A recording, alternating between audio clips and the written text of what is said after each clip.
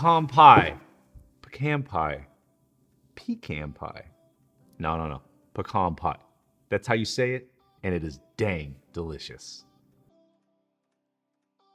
I have no idea why, but this generation's old dessert is still one of my favorites. You can throw in cookies, ice cream, cake, no matter what. If I can get a slice of pecan pie, that's exactly what I'm gonna have. We do need to knock out a little bit of prep, starting with that homemade pie crust. You've seen me do it before, but let's do it again. Let's bake. We are going to start off this recipe in a food processor. Yes, you can absolutely use a bowl and a pastry knife to cut the butter in. We're going to add in some all-purpose flour, followed up with some very cold, unsalted butter. And then, of course, my secret weapon into this recipe, some ice-cold rendered bacon fat. We also want to season this up with a little bit of sea salt. I'm going to add the top on here. And then what you want to do really is just pulse it on high speed. What you're doing is cutting the fat right into the flour. However, this will not be enough. You will need some ice cold water, which you will slowly drizzle in while continuing to pulse. Now, the best way that I know that it's done is it'll start clumping together a little bit. And to get it even further, take a piece out and push it together with your 2 fingers. Does it stick together? Does it press together? Good. We know we're good to go now. And I get this question all the time whenever it is that I make my homemade pie crust. What if I don't have any rendered bacon fat? Well, you know I've been preaching forever that you should absolutely be keeping that. What if you need to pan-sear some vegetables or roast a filet mignon or make a different dough? There is nothing more flavorful or cost-effective than using rendered pork fat. It's the best way. I'm telling you, it makes the flakiest, most delicious, tenderest pie crust you've ever had. But okay, you don't have it. You haven't saved it. What you want to do is just simply replace it with cold, unsalted butter. What we're going to do now is roll out this dough. Going to transfer it right over to a clean surface, empty out all that dough right on there. And then what I'd like to do is sort of knead it very, very gently, maybe just 20 to 30 seconds to form it into a nice round disc like this. And then what you definitely want to do is sprinkle on some flour on both sides so that it does not stick when rolling it out. I prefer to use one of these French rolling pins so I can sort of feel all of the lumps and everything that's in the dough as I roll it out. Plus, it causes you to be much gentler when doing it. The goal here is to keep it perfectly round, and you want to get it until it's about an 8-inch thick. You could even go to 1/4 inch thick if you really love big, thick pie crust. And now to transport it. Here's a really quick, easy trick. Just put the pin on one side and then roll the dough up around the pin. That way, all you have to do is lift it up. I'm going to mold it onto one of these 9-inch fluted pans. If you have a regular 9-inch pie tin, it's totally fine. I like the way these look, so I'm just going to use this. Push it down in on the bottom. You definitely want to make sure that it's not floating in the middle there. And then using a knife or even some sharp kitchen shears, you want to leave at a max about an inch off the edge of the pie pan. So cut it using a paring knife. And then what I like to do for that extra thick outside crust is fold it in all the way around. This applies as well if you're using a pie tin.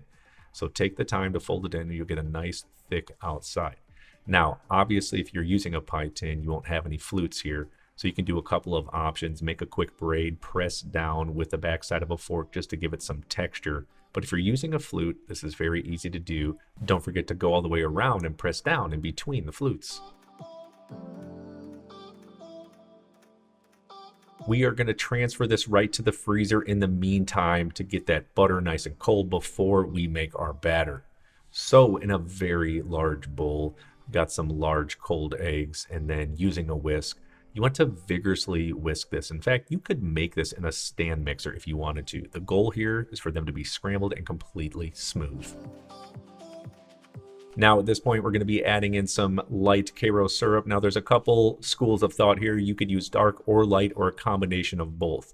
My idea is if I use light corn syrup, I'm going to add in light brown sugar. If I use dark corn syrup, I'm going to use regular granulated sugar. Now because it's light, obviously, I'm going to use that packed light brown sugar, followed up with a little bit of melted unsalted butter. And then adding to the top, I've got some vanilla. And another secret weapon here, I've got some delicious bourbon that we're going to pour in there. It's going to really add some awesome flavors. Grab your whisk, and again, just like with the eggs, vigorously whisk it until it is completely smooth.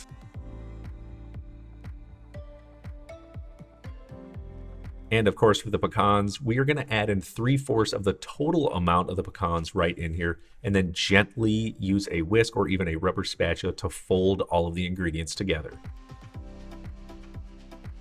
And just a few quick notes. Yes, you can absolutely just use those pecan pieces, or perhaps you've got an old bag in the cupboard that's roughly chopped that you want to get rid of. Yes, use that. I like them whole, that's why I kept it like this, and don't worry, we're going to add more to the mix after we pour it in the pie crust. Okay, you also saw me pour bourbon in there. You can absolutely exchange bourbon for dark rum, great flavors. You could also add an orange zest or even lemon zest. Or if you wanted to turn this pecan pie into a derby pie, you hit it with chocolate chips. That is totally up to you. Just want to give you a few things. What we're going to do now is pour this right into that pie crust. Don't forget your rubber spatula, because you're going to want to scrape all of that goodness right into the inside of that pie shell. And then using the remaining quarter pecans, what I like to do is sort of make a little simple design on top by going around the outside with the pecans and then sort of layering it in all the way until I get to the very center. I think it looks good and just adds a little extra bit of love to this recipe. What we're going to do at this stage is transfer it over to a cookie sheet tray lined with parchment paper, just because, well, I always do that. We're going in the oven on 350 degrees. It's going to take in between 75 and 90 minutes. The goal, though, is to make sure that it reads 200 degrees Fahrenheit internally so that it's set up and done. Once it is done, we are going to take it off the cookie sheet tray and add it right to a rack. And this is hands down the hardest part, the waiting game. It's going to take a few hours for this to cool down to room temperature. But first, a few things. If you're cooking it in the oven, make sure it's on the middle rack. But if you start to see that crust brown a little bit too much, or the pecans are starting to brown a little bit too much, just lay a piece of foil over top. That will prevent that. You'll be good to go. Also, this is great time while this is cooling down if you want to add a few more things to the top, like whipped cream or caramel or even ice cream. You can make those things now, get them ready to roll. But my friends, it's all about these cooking techniques. Using rendered bacon fat to make the most delicious, and I mean delicious, pie crust of all time. Taking the extra time to put the pecans on top, a little decoration. My old chef used to always tell me, take the extra 10 seconds it takes to make a dish absolutely beautiful. I mean, we're talking about another minute or two, and it looks awesome. All of your homemade food from scratch is always better. This is how you do it, my friends. Now what we're going to do is slice it up and plate it up and try it out. When slicing this, be sure to use a serrated knife. It's much gentler on that nice hard crust on the outside, and it won't break apart. Looks absolutely fantastic. And of course, yeah, looks amazing. If you love this recipe and learned something, please, please, please like and share it. And don't forget to smash that subscribe button and check out this recipe right here. I made it just for you. You'll love it. We'll see you on there. Let's get in this.